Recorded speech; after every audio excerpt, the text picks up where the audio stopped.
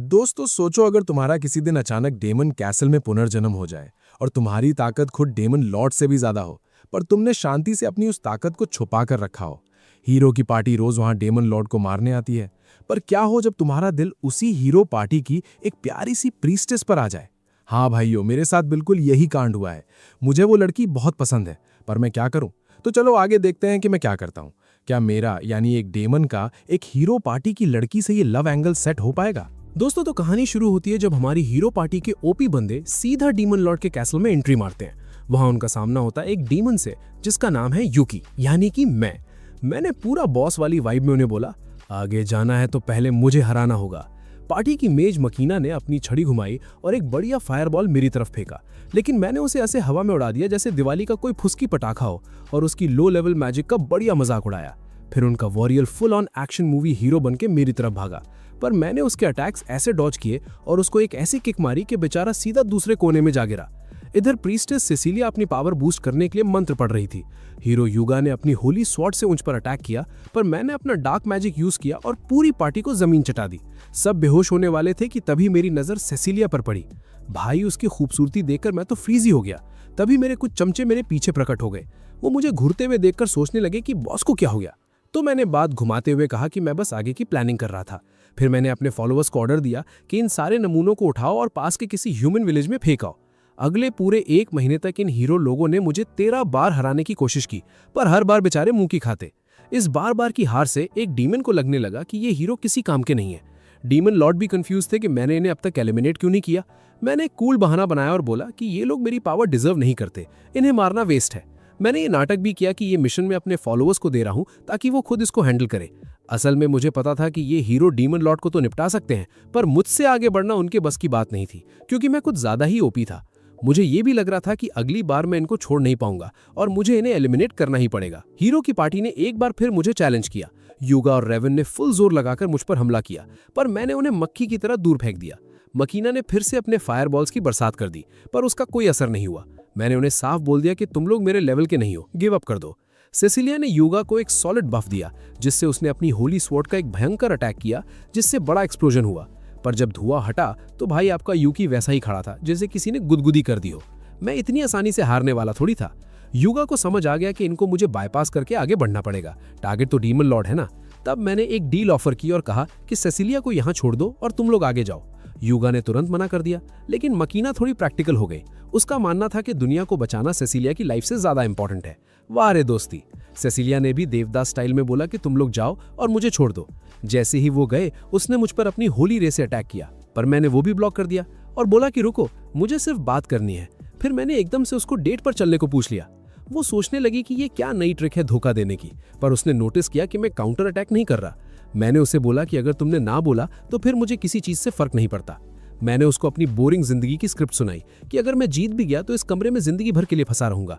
बाहर तभी निकलता हूं जब इंसानों पर हमला करना हो, जो मुझे एकदम क्रिंज लगता है। उसको विश्वास नहीं हुआ क्योंकि उसके दिमाग में सब डीमन टॉक्सिक थे। फिर मैंने अपना सबसे बड़ा राज खोला कि मैं एक्चुअली दूसरी दुनिया से रीइंकारनेट होकर आया हूं और मेरे अंदर एक नॉर्मल इंसान है। मैं जानता था कि मैं डीमन लॉर्ड को हरा सकता हूं, पर मुझे उस कुर्सी पर बैठकर पका हुआ नहीं रहना था। मैंने उसको बताया कि भले ही हमें मिले हुए सिर्फ 1 महीना हुआ है, पर उससे प्यार होना मेरी लाइफ का सबसे बेस्ट इवेंट था, जिसके कारण मुझे लगने लगा कि मैं अब जिंदा हूं। उसने मुझे मोटिवेट किया कि मुझे अपनी पावर को किसी बंद कमरे में वेस्ट नहीं करना चाहिए और दूसरों की मदद करनी चाहिए। आखिर में डीमन लॉर्ड बेचारा एलिमिनेट हो गया और देश के राजा ने युद्ध समाप्ति की खुशी में 3 दिन की छुट्टी अनाउंस कर दी। Full party time. मैंने अपना डीमन वाला सींग हटाया और सीधा पहुंचा कैपिटल के एडवेंचरस गिल्ड में। वहां मैंने अपना नाम एज एन एडवेंचरर रजिस्टर करवा लिया। गिल्ड की रिसेप्शनिस्ट क्रीमन ने मुझे रैंक F का कार्ड थमा दिया और धमकी दी कि 3 दिन की छुट्टी है, इसको घुमाना मत, नया कार्ड बनाने में मेरा दिमाग खराब हो जाएगा। मैंने अपना पूरा दिन बस मिशन ग्राइंड करने में लगा दिया, क्योंकि मुझे जल्दी से एक ओपी एडवेंचरर बनकर सेसिलिया के लेवल का बनना था। जब मैं नया मिशन लेने गया तो क्रीमन मुझ पर चिढ़ने लगी, क्योंकि मैं सिर्फ उसी के काउंटर पर जाता था। उसे डाउट था कि कोई F रैंक बंदा 1 हफ्ते में D रैंक कैसे पहुंच गया, पर उसे पता था कि मैं चीट नहीं कर रहा। तभी वहां से सेसिलिया की एंट्री होती है और मैं तो एकदम शॉक। मैंने तुरंत अपना मिशन कैंसिल कर दिया। वो मुझे सीधा अपनी स्पेशल गाड़ी में अपने घर ले गई। वहां के गार्ड्स मुझे उसके साथ देखकर थोड़ा डाउट करने लगे। सेसिलिया ने गार्ड्स को चुप कराते हुए बोला कि ये मेरा दोस्त है, फालतू का सीन क्रिएट मत करो। फिर उसने मुझे अकेले में समझाया कि मुझे गिल्ड छोड़ देना चाहिए। उसका रीजन ये था कि भले ही डीमन लॉर्ड खत्म हो गया हो, पर बचे हुए डीमन आसानी से शांत नहीं रहेंगे और ह्यूमन कंट्रीज आपस में पावर और इन्फ्लुएंस के लिए लड़ने लगेंगी। उसने बताया कि युगा को इतने मैरिज प्रपोजल आ रहे हैं ताकि देश उसको वेपन की तरह यूज कर सके। उसने मुझे वार्न किया कि अगर मैं रैंक एस पर पहुंचा तो मेरे साथ भी यही गेम खेला जाएगा। उसको डर था कि अगर मैंने गलती से अपनी डीमन पावर यूज कर ली तो सब मेरे दुश्मन बन जाएंगे और गलत लोग मुझे मैनिपुलेट कर सकते हैं। मैंने बोला कि यार पैसे तो कमाने पड़ेंगे ना जिंदा रहने के लिए। वो बोली कि वो मुझे हायर कर ली थी, पर रैंक एस वाले को सैलरी देने के उसके पास पैसे नहीं थे। बेचारी की प्रॉब्लम जेन्युइन थी। तब मैंने फुल हीरो वाले स्टाइल में बोला कि मुझे फर्क नहीं पड़ता कौन मुझसे शादी करना चाहता है, मेरी लाइफ का फोकस सिर्फ तुम हो। ये सुनते ही उसे समझ आ गया कि वो फालतू में इतनी टेंशन ले रही थी और उसने मुझे बोला कि मैं नॉर्मली गिल्ड का काम कर सकता हूँ। तभी सेसिलिया की माँ एक्वा ने एंट्री ली और हमारी रोमांटिक बातचीत में कबाब में हड्डी बन गई। एक्वा ने आते ही गार्ड्स की बदतमीजी के लिए माफी मांगी और अपनी मेट सोफिया को ऑर्डर दिया कि उन गार्ड्स को सबक सिखा कर आओ। मुझे लगा वो सिर्फ डांट पड़ेगी, पर सोफिया सीधा एक्वा से पूछती है कि कितनी हड्डियां तोड़नी है। भाई मेरी तो वहीं पर हालत खराब हो गई। मैं समझ गया ये फैमिली कितनी खतरनाक है। फिर एक्वा ने एक और बम फोड़ा कि सेसिलिया को भी बहुत मैरिज प्रपोजल आए थे और यहां तक कि हीरो युगा ने भी प्रपोजल भेजा था। थोड़ी जलन तो हुई मुझे, पर फिर उसने क्लियर कर दिया कि सेसिलिया ने बिना किसी डाउट के सबको रिजेक्ट कर दिया था। लो भाई, आपके भाई का रास्ता साफ है। एक्वा समझ गई थी कि मैं सिसिलिया पर फिदा हूं, तो बोली कि मैं उससे शादी क्यों नहीं कर लेता। मैंने थोड़ा ऑकवर्ड होते हुए बताया कि उसने मुझे पहले रिजेक्ट किया था, इसलिए अब मैं एक ओपी एडवेंचरर बनकर खुद को प्रूव करूंगा, तब दोबारा प्रपोज करूंगा। मैंने अपनी पुरानी हरकतों के लिए एक्वा से माफी मांगी, पर उन्होंने हंसकर बोला कि वो सिर्फ मेरा टेस्ट ले रही थी और मैं टॉप मार्क्स से पास हो गया। सासू मां इम्प्रेस्ड। उसके बाद मैं एक क्वेस्ट पर निकला, जहां अचानक एक मॉन्स्टर ने अपनी लेजर जैसी आंखों से मुझ पर अटैक कर दिया। पर तेरा भाई वैसी डॉट स्पीड रखता है, मैंने कैजुअली उसे चकमा दिया और अपनी लाइटनिंग एबिलिटी से उसे एक झटके में फिनिश कर दिया। अपना लूट कलेक्ट करके निकलने वाला था कि अचानक मुझ पर एक सरप्राइज अटैक हुआ, और ये अटैक किसी और ने नहीं, मेरी ही पुरानी डीमन स्क्वाड ने किया था। मुझे ह्यूमन फॉर्म में देखकर मेरे उन फॉलोअर्स को तो दिमाग ही हैंग हो गया। उनमें से ड्यूक ने आगे आकर पूछा कि मैं कहाँ जा रहा हूँ और क्या कर रहा हूँ। एक छोटी फेरी ने नोटिस किया कि ड्यूक मेरी बहुत टेंशन ले रहा है। मैंने उन्हें सच बता दिया कि मैं अब एक ह्यूमन एडवेंचरर हूं और नई लाइफ शुरू कर रहा हूं। ये सुनकर उनके फ्यूज उड़ गए। मैंने उन्हें आज़ाद किया कि अपनी लाइफ मस्त जियो, पर उन्होंने फुल लॉयल्टी दिखाते हुए मेरे साथ ही रहने का डिसाइड किया। असली होमीज। मैंने उन्हें समझाया कि ह्यूमन वर्ल्ड में डिस्गाइज करके रहना पड़ेगा ताकि किसी को शक ना हो, पर उनका कॉन्फिडेंस अलग ही था और उन्होंने तुरंत डिमांड कर दी कि उन्हें उस लड़की से, सिसिलिया से मिलना है जिस पर मैं फिदा हूं। मैं उन्हें सिसिलिया के पास ले गया। वहां गलती से मैंने अपने एक फॉलोअर को थोड़ा रफ हैंडल किया, जिस पर सिसिलिया ने मुझे डांट लगाई और मुझे अपनी हरकत के लिए सॉरी बोलना पड़ा। मैं हैरान था कि ड्यूक सिसिलिया से कितने आराम से बात कर रहा था, क्योंकि पास्ट में वो हमेशा शांत और एंटी सोशल रहता था। ड्यूक ने बताया कि पहले वो मुझे पसंद क्यों नहीं करता था। जब हमारे सुपीरियर्स ह्यूमंस को एलिमिनेट करने का ऑर्डर देते थे तो मैं बस चुपचाप खड़ा रहता था और कुछ नहीं करता था। ड्यूक ने एक बार जबरदस्ती मुझे वहां से निकालने का ट्राई किया था, पर मैंने काउंटर अटैक करके उसे उसके करंट फॉर्म में बदल दिया था। तभी हमने देखा कि चिक और हैप्पी गायब है। ढूंढने पर चिक बेचारा एक्वा की गोद में शांति से सो रहा था। एक्वा ने बताया कि सोफिया हैप्पी को घर ले गई है। हम वहां पहुंचे तो देखा सोफिया ने हैप्पी को मेड का आउटफिट पहनाकर काम पर लगा दिया था।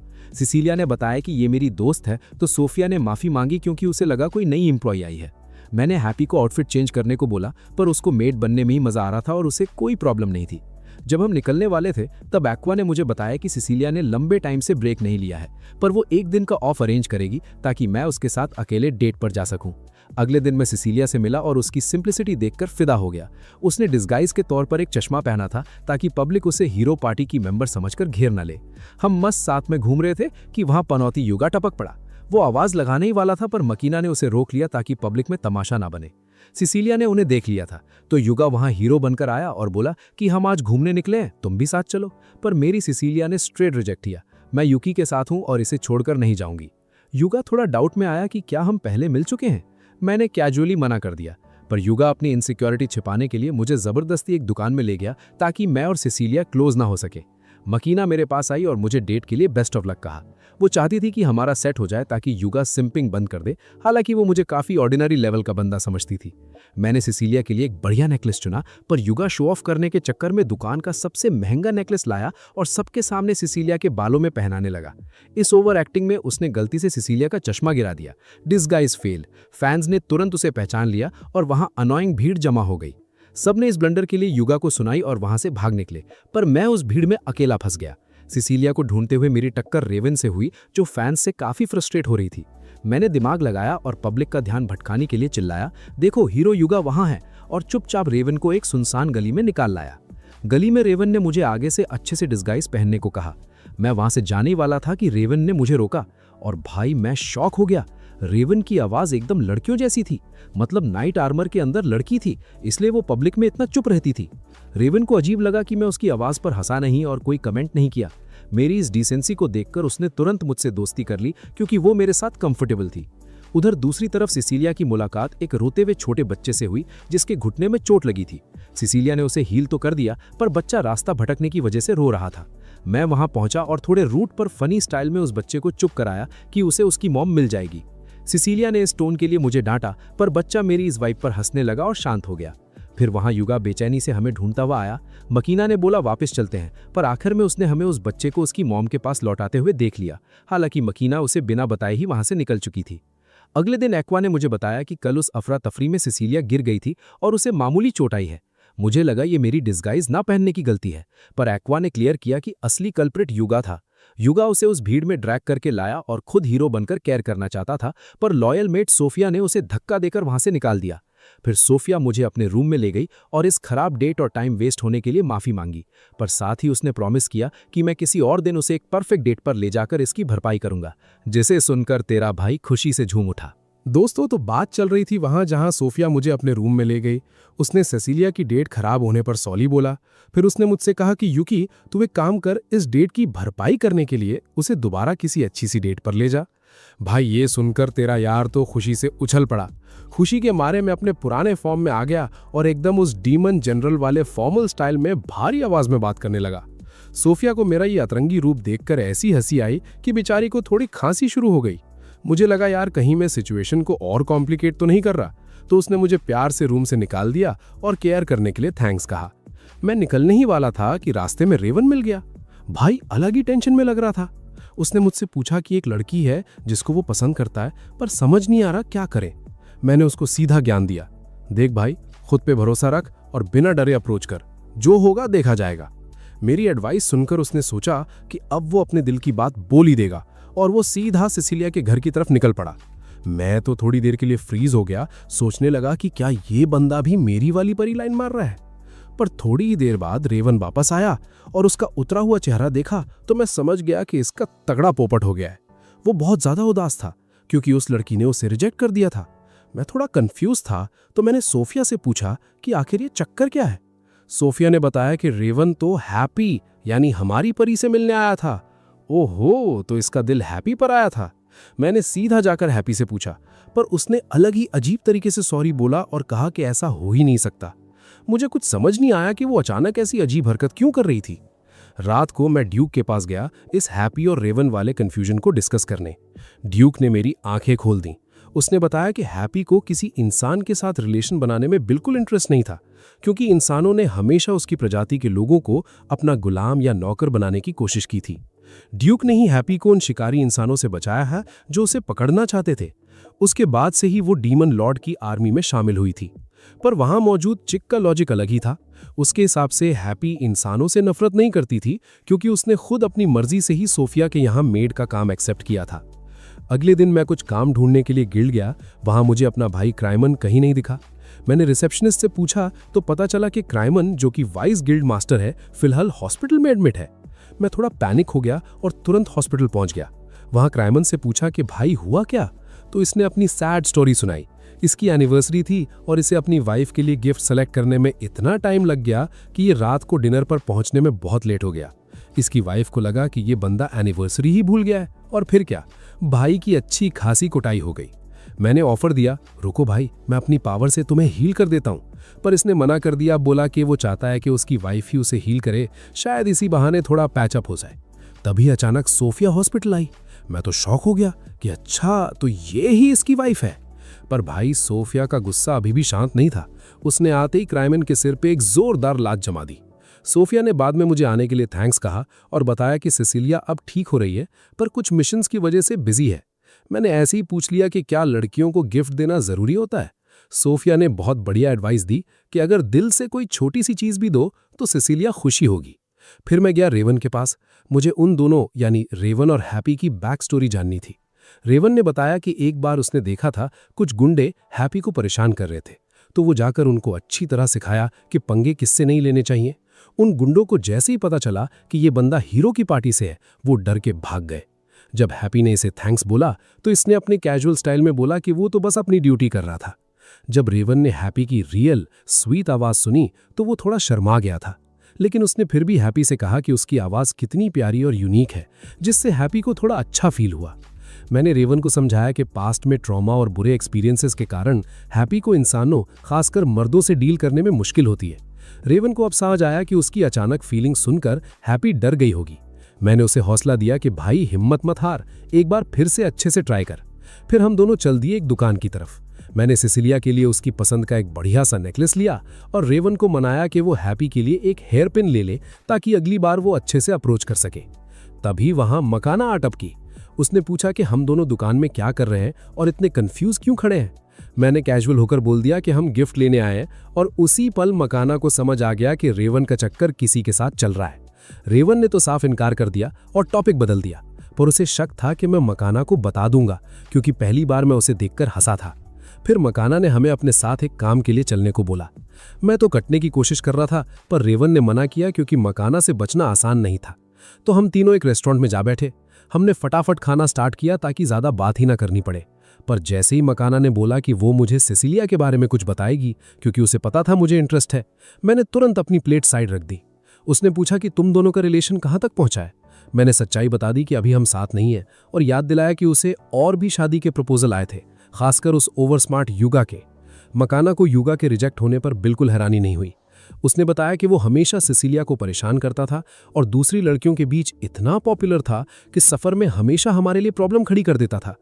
फिर मकाना ने रेवन से उस लड़की के बारे में पूछा जिससे वो प्यार करता था, पर रेवन एकदम चुप रहा और राज नहीं खोला। मकाना ने कहा कि अगर उन्हें प्यार के मामले में एडवाइस चाहिए तो वो मुझ पर यानी यूकी पर भरोसा कर सकते हैं, क्योंकि मैं इन मामलों में उनसे ज़्यादा स्मार्ट हूँ। उसके बाद मकाना ने मुझे एक राज की बात बताई। उसने कहा कि पास्ट में उसने कुछ ऐसा किया था जिससे युगा उससे नफरत करने लगा था। उसने बताया कि जब वो डीमन लॉर्ड के महल में थे, हाँ मेरे ही किले में, तो मेरे गार्ड्स ने उन्हें कई बार हराया था और सिचुएशन बहुत ख़राब थी। मैंने ऐसा नाटक किया जैसे मुझे इस बारे में कुछ ना पता हो। उसने आगे बताया कि हर बार हारने के बाद उन्हें पास के गांव में वापस भेज दिया जाता था, और वो गांव वालों से झूठ बोलते थे कि वो और तैयारी करने वापस आए हैं। धीरे धीरे गांव में राशन की कमी होने लगी। तब मकाना ने सबको कन्विंस किया था कि वो सिसिलिया की बलि देकर, यानी उसे वहीं छोड़कर आगे बढ़ें ताकि वो अपना मिशन जारी रख सकें। उसने बताया कि यही कारण था कि युगा आज भी उससे नफरत करता था, और उसे डर था कि मैं भी उससे नाराज होऊंगा क्योंकि उसने मेरी होने वाली गर्लफ्रेंड को इतने बड़े खतरे में डाल दिया था। पर तभी रेवन ने बिल्कुल सही पॉइंट आउट किया कि भाई इसमें सिर्फ मकीना की गलती थोड़ी है, युगा की भी तो गलती थी। उसने उस वक्त कोई ऑब्जेक्शन क्यों नहीं उठाया और चुपचाप सब होने क्यों दिया। मैंने उनसे पूछा कि क्या उन्होंने इस बारे में कभी सिसिलिया से ओपनली अपने दिल की बात की है। मकीना एकदम ब्लैंक हो गई। मुझे समझ आ गया कि इन नमूनों को खुद नहीं पता है कि सिसिलिया इस सिचुएशन में कंफर्टेबल है या नहीं। खैर, इस हैवी डिस्कशन के बाद मैं और रेवन निकल पड़े हैप्पी से मिलने, पर वहां हमारा सामना ड्यूक से हो गया। ड्यूक ने रेवन को देखा और फुल रोस्टिंग मोड में आके बोला कि एक बार हैप्पी से रिजेक्ट होने के बाद वापस आ गया, वीक बंदे। उसने रेवन से उसके असली इंटेंशंस पूछे, पर बेचारा रेवन इतना नर्वस था कि उसके मुंह से कुछ क्लियर निकल ही नहीं रहा था। ड्यूक ने सीधे एटीट्यूड में बोला कि अगर खुद पर भरोसा नहीं है तो निकल यहां से। मैं अपनी दोस्त हैप्पी को किसी वीक और कंफ्यूज्ड इंसान के हवाले नहीं कर सकता। रेवन और कंफ्यूज हो गया, पर ड्यूक बेचारा कब तक गुस्सा करता। उसने अचानक रेवन को हैप्पी की तरफ धक्का दिया और बोला कि भाई बिना ओवरथिंक किए सीधा अपने दिल की बात बोल दे। और गेस व्हाट, रेवन ने आखिर हिम्मत जुटाई, अपना खरीदा हुआ गिफ्ट हैप्पी को दिया और खुलेआम प्रपोज मार दिया। और सबसे बड़ा शौक, हैप्पी मान भी गई। रेवन की तो खुशी का लेवल ही ओपी हो गया था, उसे यकीन ही नहीं हो रहा था। इधर इनका सेट हो गया और उधर तेरा भाई देवदास बनकर बैठा था। एक पूरा हफ्ता निकल गया था और मैंने अपनी सिसिलिया को नहीं देखा था। पूरी हीरो पार्टी अपने अपने गिल्ड मिशंस में इतना बिजी थी कि मिलने का टाइम ही नहीं निकल रहा था। सब पर अलग अलग प्रेशर था और हमारा बेचारा चिक भी इस दूरी से काफी परेशान था। मैं सोच रहा था कि काश ड्यूक हमारे साथ होता, पर वो भी नाइट्स ज्वाइन करने के बाद अपनी ड्यूटी में फुल बिजी चल रहा था। तभी आयरीन आई और उसने मुझे एक ऐसी न्यूज़ दी जिससे मुझे एक तगड़ा बफ मिल गया। सिसिलिया जल्द ही घर वापस आने वाली है। इसी खुशी में मैं शहर घूम रहा था कि एक एस्ट्रोलॉजर ने मुझे रोककर बोला कि भाई आज तेरा लक एकदम माइनस में है। मैंने सोचा चल बे, अपना लक तो हमेशा मैक्स लेवल रहता है, और उसे इग्नोर करके आगे बढ़ गया। पर भाई उसकी बात तो 100% सच निकली। मैं एक बेकरी में गया, वहां दुकानदार के भाई ने गलती से मेरे ही खरीदे हुए कपकेक पर पैर रख दिया। RIP cupcake. फिर एक जायंट आदमी मुझसे टकराया और ऐसे गुस्से से घूरा कि लगा बस अभी पीवीपी मैच शुरू हो जाएगा। रास्ते में पड़े एक ताजे गोबर पर पैर रखते रखते बचा। भाई किस्मत की ऐसी बैंड बजी हुई थी कि पूछो मत। तभी एक बच्चा मुझसे टकराया, उसका खाना गिर गया और वो रोने लगा। मैंने उसे शांत करने के लिए नया खाना खरीद कर दिया। पर क्लेश यहीं खत्म नहीं हुआ। एक चोर ने चुपके से मेरे पैसे चुरा लिए। तेरा भाई तुरंत एक्शन मोड में आया, उसके पीछे भागा और उसको पकड़कर दीवार से दे मारा। पर तभी एंट्री होती है हमारे अंधे लीरो युगा की। उसने आधी पिक्चर देखी और मुझे ही चोर समझ लिया। बिना मेरी बात सुने बंदा मुझ पर ही स्पैम अटैक्स करने लगा। मैं भागते भागते समझाने की कोशिश कर रहा था, पर तभी नाइट्स की फौज ने आकर मुझे घेर लिया और सीधा जेल में डाल दिया। वाह, क्या ग्रैंड एंट्री मारी है जेल में। जेल में ड्यूक मुझसे मिलने आया। उसने बोला टेंशन मत ले, रेवन केस की इन्वेस्टिगेशन कर रही है तेरी इनोसेंस प्रूफ करने के लिए। तभी आइरीन नाम की एक लड़की वहां आई और ड्यूक को ट्रेनिंग पर वापस चलने को बोली। पर ड्यूक को पता था कि मैं इनोसेंट हूं। उसने सीधा जेल की चाबी ली और मुझे वहां से बाहर निकाल लिया। और बताओ क्या, उसने कहा कि युगा खुद मुझसे मिलना चाहता है। मैं गया तो युगा ने अपने किए पर सॉरी बोला और मुझे कॉम्पनसेशन के तौर पर एक दावत पर बुलाया। उसने बताया कि रेवन ने उसे इस बिना सोचे समझे किए गए अटैक के लिए बहुत धोया है। बहुत सही किया। फिर युगा ने नोटिस किया कि मैं एक दिन पहले सिसिलिया के साथ था। बंदा मेरे और सिसिलिया के रिलेशन के बारे में सोचने लगा। मैंने कैजुअली बोल दिया कि हम बस दोस्त हैं। फिर उसने मुझसे ऐसी बात पूछी कि मेरा दिमाग घूम गया। वो मुझसे एडवाइस मांग रहा था कि वो सिसिलिया के क्लोज कैसे जाए। भाई मैं तेरा राइकल हूं और तू मुझी से टिप्स मांग रहा है।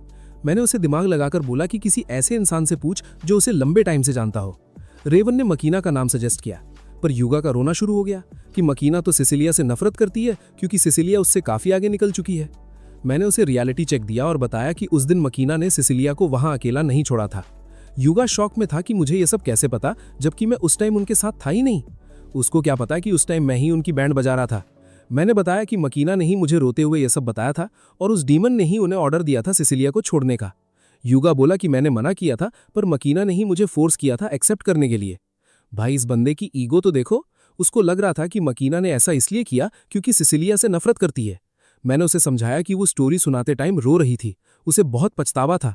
अभी भी युगा मकीना पर ब्लेम डाल रहा था। मैंने उसे सीधा बोला कि सच्चाई से भागना बंद कर, आखिरी डिसीजन तेरा ही था। तू हीरो है, तुझे अपनी रिस्पॉन्सिबिलिटी लेनी पड़ेगी, अपने दोस्तों पर ब्लेम डालना बंद कर। मैंने उसे समझाया कि मकीना बचपन से उसका साथ दे रही है और उसने उसके साथ ठीक बिहेव नहीं किया है। मैंने उसे एडवाइस दी कि जाकर उससे बात कर और अगर वो गुस्सा हो तो चुपचाप उसकी पनिशमेंट सह ले, क्योंकि अपने लोग ही सुधारने के लिए गुस्सा करते हैं।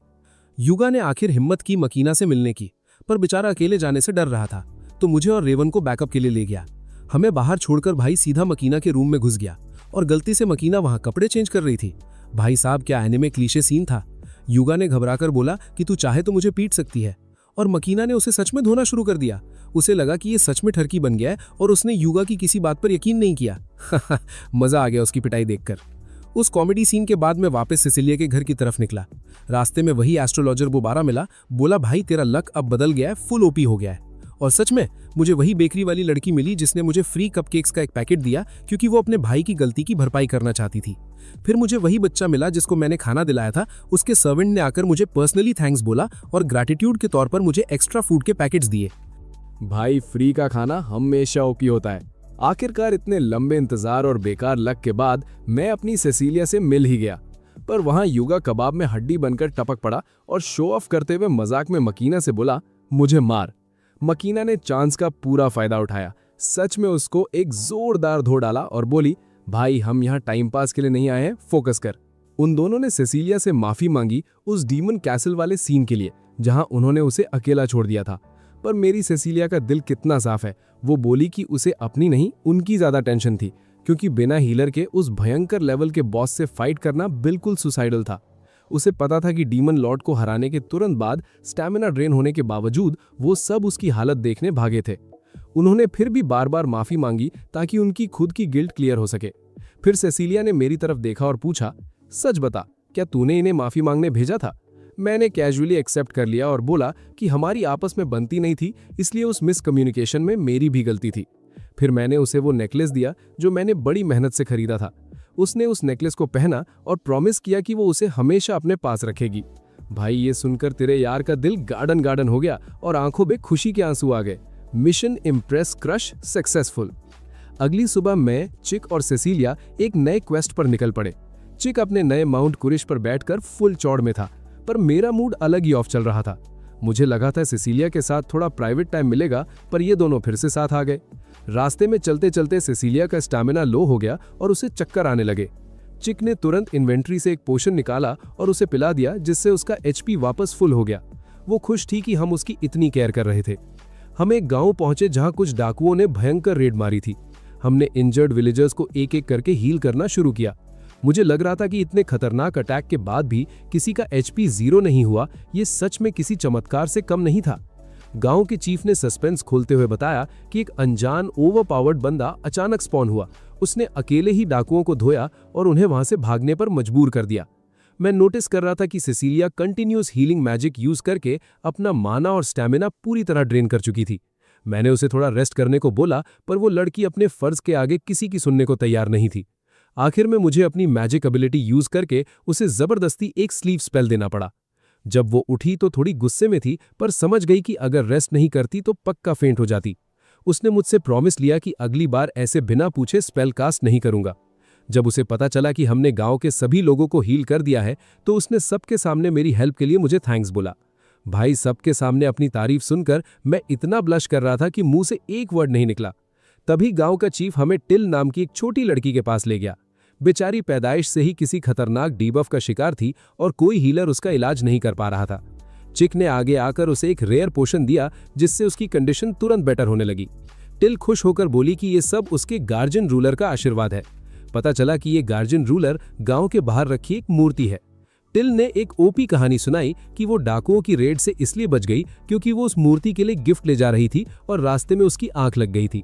उसने ये भी बताया कि जब वो 7 साल की थी तो कुछ खतरनाक भेड़ियों ने उस पर अटैक किया था, तब उस मूर्ति ने ही उन्हें ढेर करके उसकी जान बचाई थी।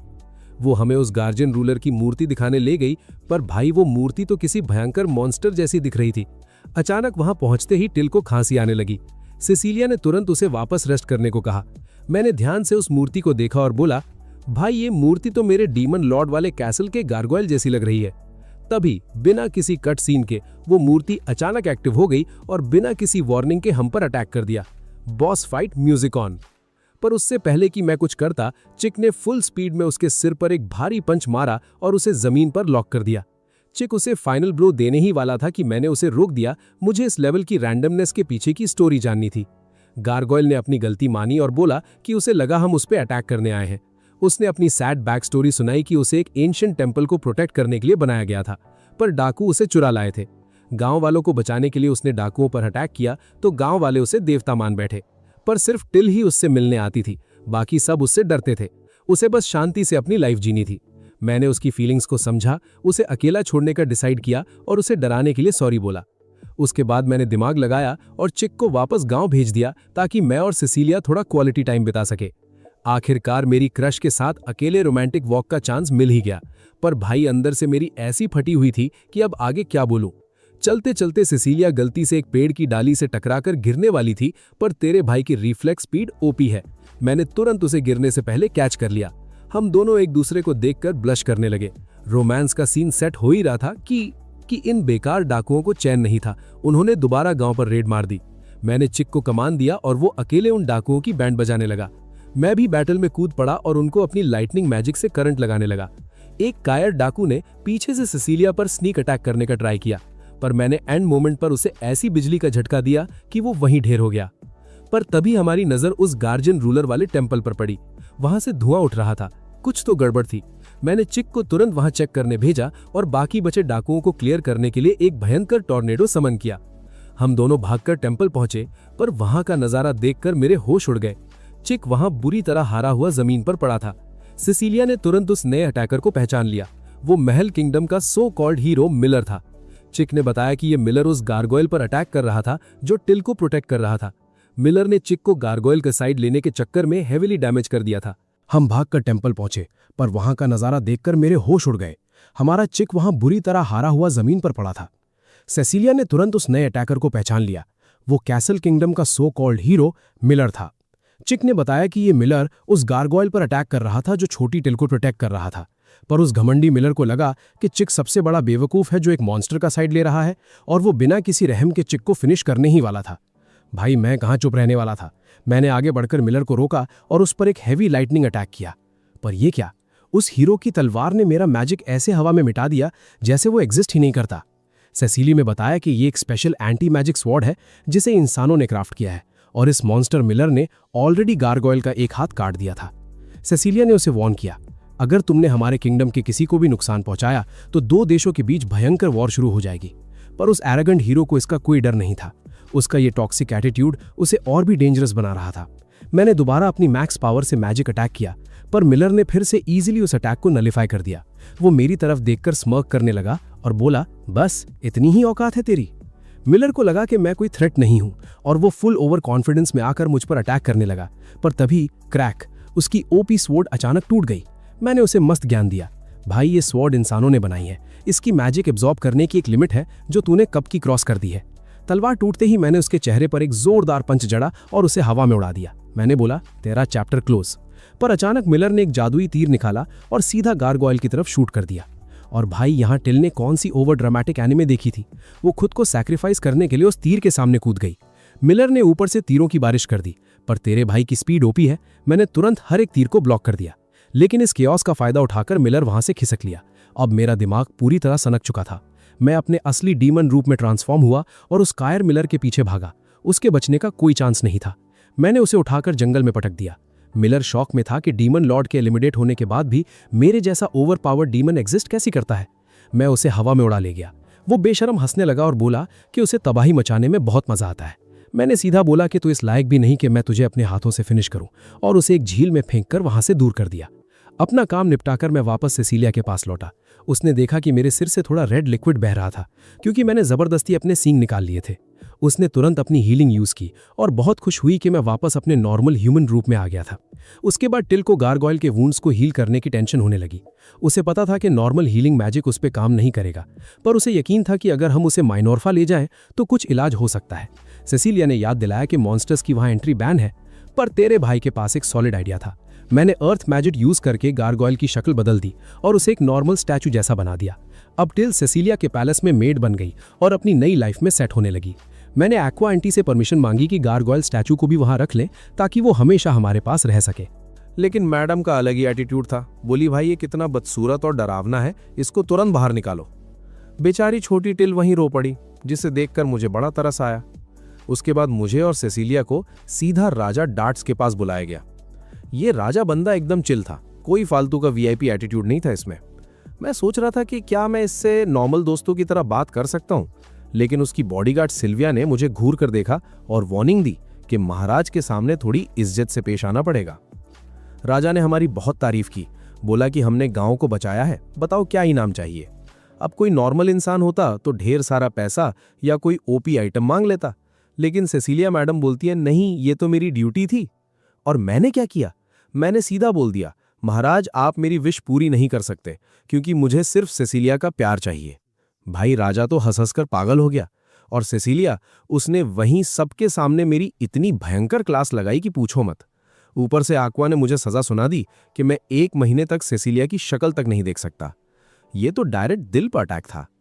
थोड़ी देर बाद आक्वा को शायद मुझ पर तरस आ गया, या उसने देखा कि मैं ऑलरेडी डिप्रेशन में जा रहा हूं, तो उसने सजा कम करके 15 दिन कर दी।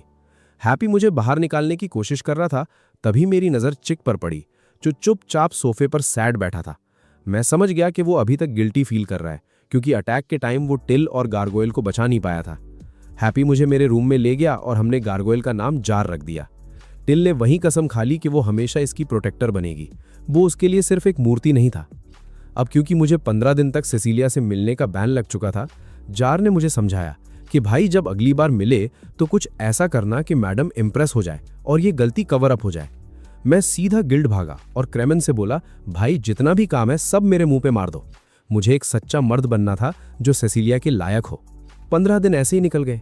सोफिया ने सेसिलिया को बताया कि मैं कितनी मेहनत कर रहा हूँ, जिसे सुनकर फाइनली मैडम के चेहरे पर एक प्यारी सी स्माइल आई और उन्हें मुझ पर थोड़ा प्राउड फील हुआ। इधर जार अपने असली फॉर्म में वापस आ गया, लेकिन उसकी हालत देखकर मेरे होश उड़ गए। उसका शरीर धीरे धीरे डिके हो रहा था, उसकी बैटरी एकदम लो हो रही थी। उसने मुझसे कहा कि मैं टिल का ख्याल रखूं, क्योंकि वो अभी तक अपनी बीमारी से ठीक नहीं हुई है। मैंने उसे प्रॉमिस किया कि भाई तू टेंशन मत ले, मैं किसी को अकेला नहीं छोड़ूंगा। मैंने ड्यूक को सारी प्रॉब्लम बताई। ड्यूक ने बोला कि अगर उसको एक मैजिक स्टोन मिल जाए तो वो जार का सिस्टम रीबूट करके उसे ठीक कर सकता है। सोल्यूशन सुनने में बड़ा इजी लग रहा था, पर प्रॉब्लम ये थी कि ये पत्थर मिलेगा कहाँ। मैं सेसिलिया के पास गया, वो मुझे तिल के पास ले गई जिसकी हालत और भी ज़्यादा खराब हो चुकी थी। चिक ने बताया कि उनके पास जो दवा है उससे ज़्यादा टाइम नहीं मिलेगा और वो काफ़ी नहीं है। मैंने पूछा कि और क्या चाहिए, तो पता चला एक ट्वाइलाइट ग्रास नाम की रेयर हर्ब की ज़रूरत है। सेसिलिया ने बताया कि ये घास सिर्फ हाई मैना लेवल एरियाज में मिलती है, यहाँ मिनर्फा में इसका स्पॉन पॉइंट ही नहीं है। मैंने कसम खा ली कि मैं हर हाल में इसको ढूंढ कर लाऊंगा, और सेसिलिया ने भी मेरा साथ देने का डिसाइड कर लिया। मुझे जार का भी ख्याल रखना था। टिल ने पूछा क्या वो ठीक है, तो उसने बोला कि उसे बस आराम करना है। सेसिलिया ने बोला कि मर्चेंट्स गिल्ड में शायद हमारा काम बन जाए। रास्ते में हमें आक्वा मिली, उसने हमें फुल सपोर्ट दिया कि हम आगे बढ़े। वो जानती थी कि हम टिल के लिए कर रहे हैं और उसने हम पर ट्रस्ट दिखाया। लेकिन जब हम गिल्ड पहुंचे तो रिसेप्शनिस्ट ने हमारा मूड खराब कर दिया। ट्वाइलाइट ग्रास और मैजिक स्टोन दोनों आउट ऑफ स्टॉक थे। तभी अपना भाई क्रेमेन एंट्री मारता है और बोलता है कि उसके पास मेरे लिए एक परफेक्ट मिशन है।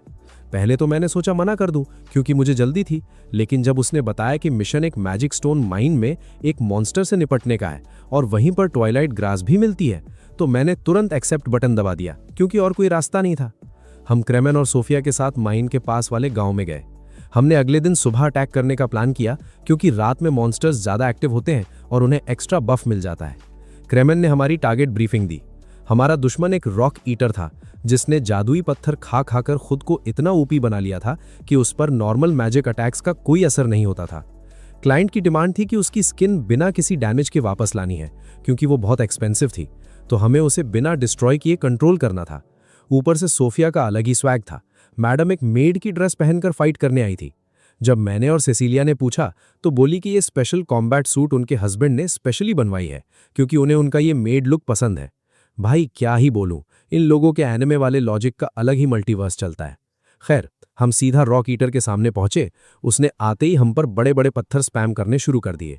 मैंने तुरंत सेसिलिया को कवर किया और क्रेमेन ने अपने शिकिगमी का यूज करके उन पत्थरों को हवा में ही ब्लास्ट कर दिया। मैंने मॉन्स्टर पर लाइटनिंग अटैक किया पर 0 डैमेज। क्रेमेन ने चिल्लाकर याद दिलाया कि भाई स्किन डैमेज नहीं करनी है। मैंने अपनी अर्थ एबिलिटी से उसे पकड़ने की कोशिश की और सेसिलिया ने चेन्स से एकदम टाइट कर दी, लेकिन बॉस मॉन्स्टर अपनी ब्रूट स्ट्रेंथ से आराम से छूट गया। फिर क्रेमेन ने बोला कि वो सोफिया को अपने शिकिगमी से कवर करेगा। मैंने आइस मैजिक यूज करके मॉन्स्टर को फिर से फ्रीज किया। सिसिलिया ने उस पर चेन से एकदम टाइट कर दी और सोफिया भाई मैडम ने बिना सोचे समझे सीधा बॉस मॉन्स्टर के मुंह में डाइव मार दी। मॉन्स्टर पागल हो गया और उसने डिस्ट्रैक्शन के लिए अपने छोटे छोटे क्लोन स्पॉन कर दिए। मेरे मैजिक का इन पर घंटा असर नहीं हो रहा था, तो मैंने अपना WWE मोड ऑन किया और नंगे हाथों से मुक्के पेलने शुरू कर दिए। एक क्लोन ने क्रेमेन के हाथ पर डैमेज दे दिया। मैंने चिल्लाया भाई अपनी HP बचाओ और डिफेंस कर, पर यह बंदा अलग ही सिंप निकला। बोलता है मेरी सेफ्टी से ज्यादा मेरा शिकिगामी जरूरी है। भाई गेम थोड़ी चल रहा है यहाँ। इधर वो रॉक ईटर चेन्स तोड़कर फ्री हो गया और सिसिलिया को लगभग क्रश करने ही वाला था कि अचानक उसका सिस्टम हैंग हो गया और वो जमीन पर गिर पड़ा। सोफिया ने अंदर से उसका हार्डवेयर उड़ा दिया था और अपना मिशन पूरा करके मुंह से बाहर आ गई। OP madam. हमें सक्सेसफुली ट्वाइलाइट ग्रास मिल गई। क्रेमेन ने बोला कि रात में इस एरिया में ट्रैवल करना सेफ नहीं है, कल सुबह चलेंगे। पर प्यार में अंधा आशिक कहाँ रुकता है। जैसे ही सब सोए मैंने चुपचाप निकलने का प्लान बनाया, पर रास्ते में सिसिलिया खड़ी मिल गई। वो जानती थी कि मैं उड़कर घर जाने वाला हूं और सुबह तक वेट नहीं करूंगा, तो उसने मुझे बिना कुछ कहे चुपचाप वो घास दे दी। मैं फुल स्पीड में उड़कर अपने रूम पहुंचा और तुरंत जार का इलाज किया। उसका बॉडी मेरी आंखों के सामने हील होने लगा। फिर मैं तुरंत टिल की हालत चेक करने भागा। मैंने चिक को उसकी देखभाल के लिए थैंक यू बोला, और सच्ची बताऊं दोस्तों, मैं इतना इमोशनल हो गया था कि मेरी आंखों से आंसू आ गए। टिल भी बहुत खुश थी क्योंकि जार का हाथ ठीक होकर नॉर्मल हो गया था। अगले दिन सिसिलिया और बाकी सब कैरेज में ट्रैवल कर रहे थे। सोफिया और क्रेमेन मुझे देखकर बोले भाई तो इतना ज़ॉम्बीफाइड क्यों लग रहा है। तब सिसिलिया ने उन्हें बताया कि मैंने कितनी मेहनत की है और ठीक से रेस्ट नहीं लिया। और पता है इस एग्जॉस्टेड स्टेट का रिवॉर्ड क्या मिला? मुझे सिसिलिया की गोद में सोने का मौका मिला। भाई जन्नत की फीलिंग थी कसम से। सारी थकान और पेन छू मंतर हो गया। कुछ दिन बाद मैं थोड़ा बोर हो रहा था क्योंकि सिसिलिया अपनी लाइफ में बिजी थी और उसके पास मेरे लिए टाइम नहीं था। तभी मुझे क्रेमेन मिला। कहता है भाई एनिवर्सरी के लिए सोफिया को गिफ्ट देना भूल गया हूं, चल हेल्प कर। फिर बाद में पलटी मार गया कि उसने एक्चुअली गिफ्ट ऑलरेडी ले लिया है। पर मार्केट घूमते हुए मुझे मस्त एजी चुन्नी व्यू स्टाइल के कपड़े दिख गए। मुझे लगा मैं इसमें एकदम बैड एस लगूंगा, तो मैंने वो खरीद लिए। स्पॉइलर अलर्ट, मैं एकदम जोकर लग रहा था। आगे बताऊंगा कैसे। मैंने क्रैमन से बोला, भाई जो भी हाई लेवल क्वेस्ट है ला कर दे, मुझे और ग्राइंड करना है। हम वापस गिल्ड गए और रिसेप्शनिस्ट ने मुझे सीधा 4 ए रैंक मिशंस खमा दिए। वो मुझे पहचान ही नहीं पाई क्योंकि मैं मास्क और उस क्रिंज एजी आउटफिट में था। एक मिशन में तो मैंने सीधा एक ड्रैगन को डिफीट किया और उसका दिल हार्ट निकाल लाया। मेरी आइडेंटिटी किसी को नहीं पता थी, पर इस अनजान हीरो की रेपुटेशन एकदम रॉकेट की तरह बढ़ने लगी। दूसरी तरफ एनवी नाम का एक चोर अपने गैंग के साथ गार्ड्स को बेहोश करके चोरी करने का प्लान बना रहा था, पर उनका बैड लक के मेरी वहां एंट्री हो गई। एनवी ने अपने बंदों को मुझ पर अटैक करने का ऑर्डर दिया, पर मैंने सीधा लाइटनिंग मैजिक समन किया और 1 सेकंड में सबको जमीन पर लिटा दिया। एनवी ने अपना मैजिक दिखाया, पर मेरे सामने वो एकदम नूब था। बिना पसीना बहाए मैंने उसको ईजिली हरा दिया। तभी रेवन और बाकी नाइट्स वहां आ गए। एक नाइट ने मेरे अजीब कपड़े देखकर सोचा कि मैं ही चोर हूं, पर मैंने उन्हें समझाया कि सीन क्लियर हो चुका है और चोर पकड़े गए हैं। रेवन और ड्यूक मुझे पहचान गए थे, पर उन्होंने भीड़ में मेरा राज नहीं खोला। जैसे ही मैं वहां से निकला, रेवन ने अपने बंदों से कहा कि मुझे जाने दो।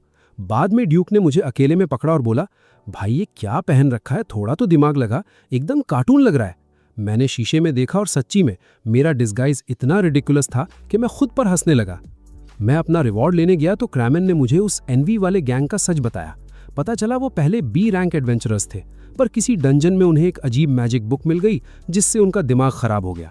उनका मास्टर प्लान क्या था पता है? वैलेंटाइंस डे बर्बाद करना और सबकी चॉकलेट चुराना। मतलब सीरियसली, ये कैसा छपरी विलन प्लान है भाई। इधर पैलेस में सिसिलिया और बाकी सब वैलेंटाइंस डे के लिए चॉकलेट बना रहे थे। मकाना ने इतनी चॉकलेट बना दी थी जैसे भंडारा लगाना हो।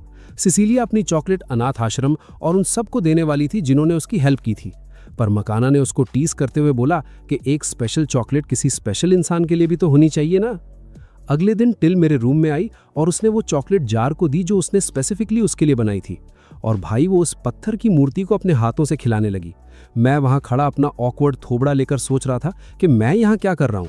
एक बच्ची और एक गार्गोयल के बीच में मैं थर्ड व्हील बन गया था। मैं गिल्ड गया तो क्रैमन वहां सोफिया की दी हुई चॉकलेट सबको फ्लॉन्ट कर रहा था और मुझे जलाते हुए बोलता है, तुझे तो कोई नहीं पूछेगा, तेरा तो कोई सीन ही नहीं है। दिल से बुरा लगता है भाई। वहां मैंने रेवन और हैप्पी को एक रूम में अकेले देखा। रेवन ने मुझे उन्हें देखते हुए नोटिस कर लिया था और ऑकवर्डनेस से बचने के लिए मैं वहां से तुरंत पतली गली पकड़कर निकल लिया। उसके बाद मैंने देखा कि युगा के आगे लड़कियों की पूरी लाइन लगी है चॉकलेट देने के लिए। वहां बेचारी मकाना भी थी जो नर्वस थी क्योंकि उसकी बनाई हुई चॉकलेट दिखने में किसी डिजास्टर से कम नहीं थी। युगा खुद उसके पास गया और चॉकलेट मांगी।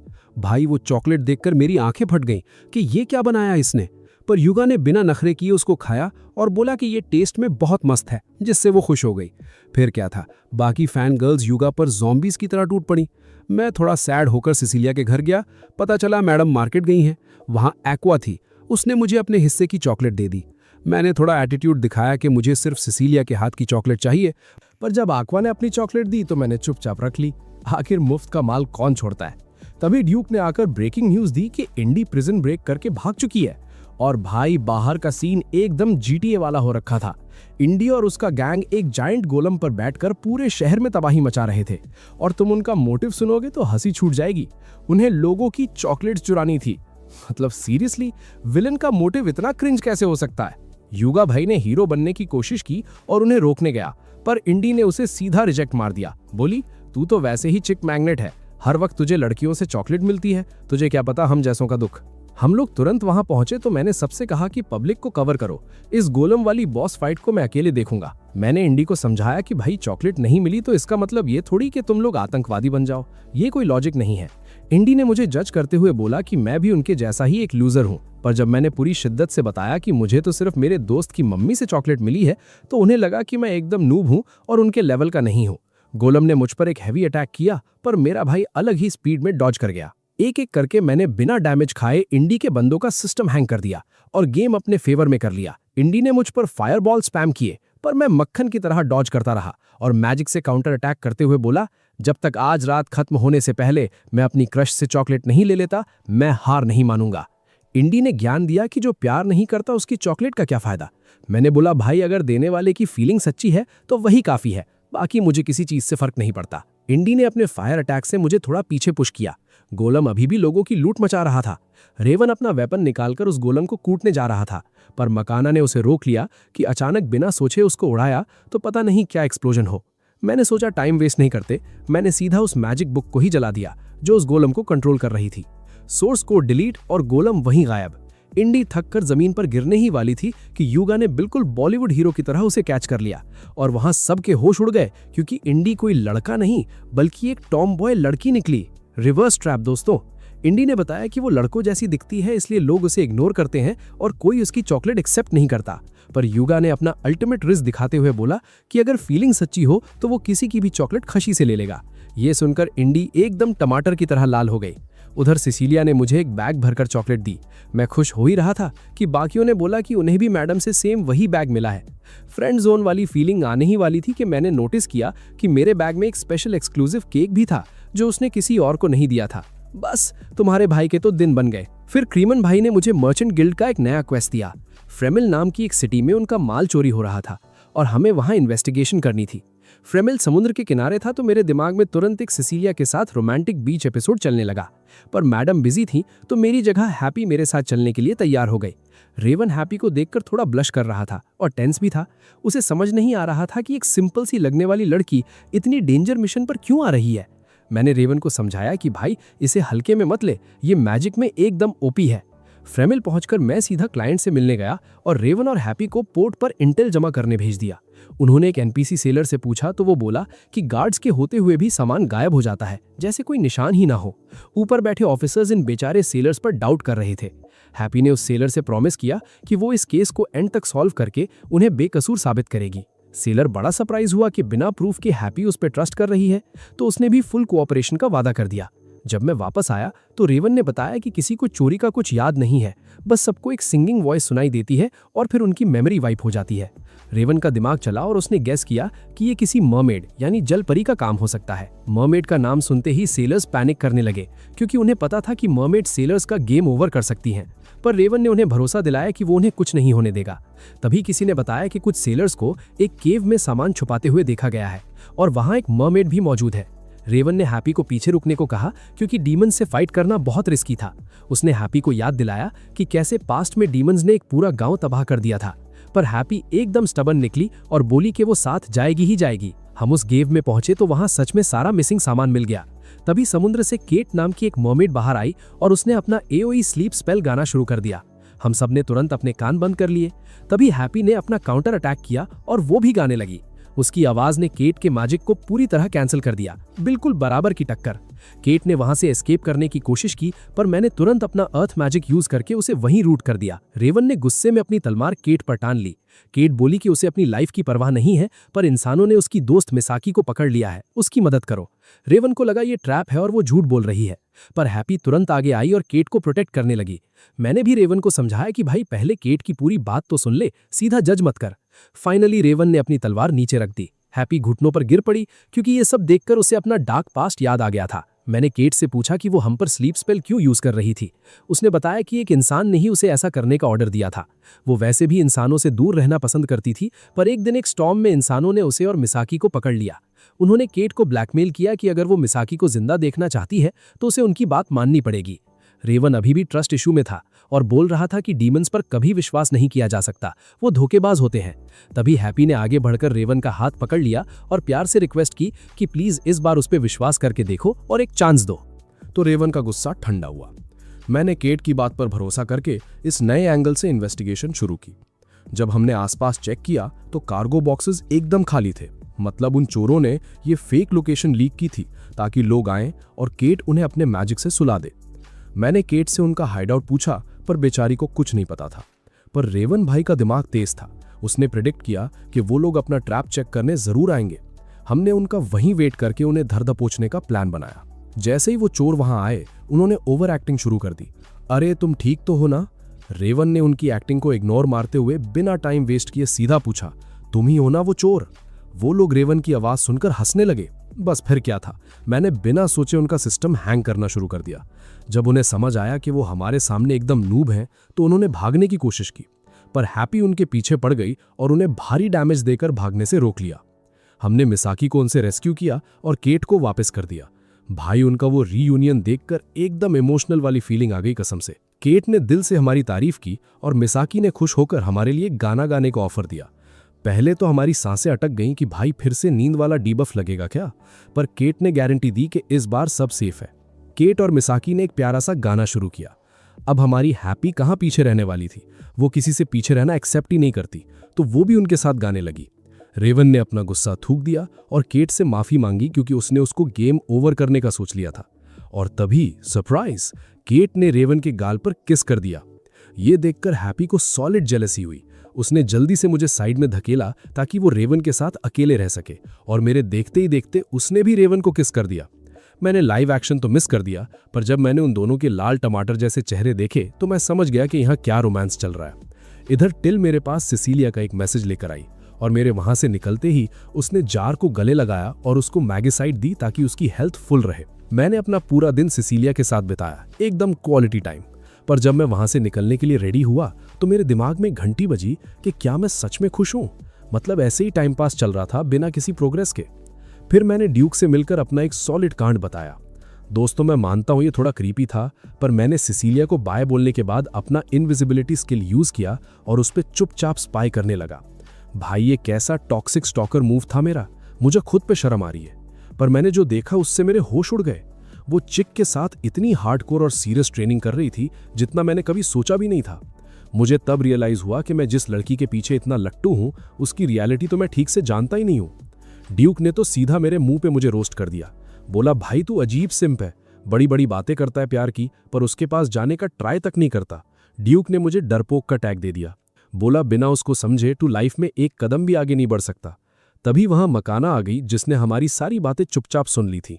ड्यूक ने सीधा मकाना को ड्यूटी दी कि वो मेरी हेल्प करे। तभी रेवन भी वहां आ टपका। मकाना ने उसे बोलने को कहा क्योंकि पिछली बार वही बोल रहा था, पर रेवन ने एटीट्यूड दिखाते हुए बोला कि वो बस एक एक्सेप्शनल केस था और वो फालतू में नहीं बोलता।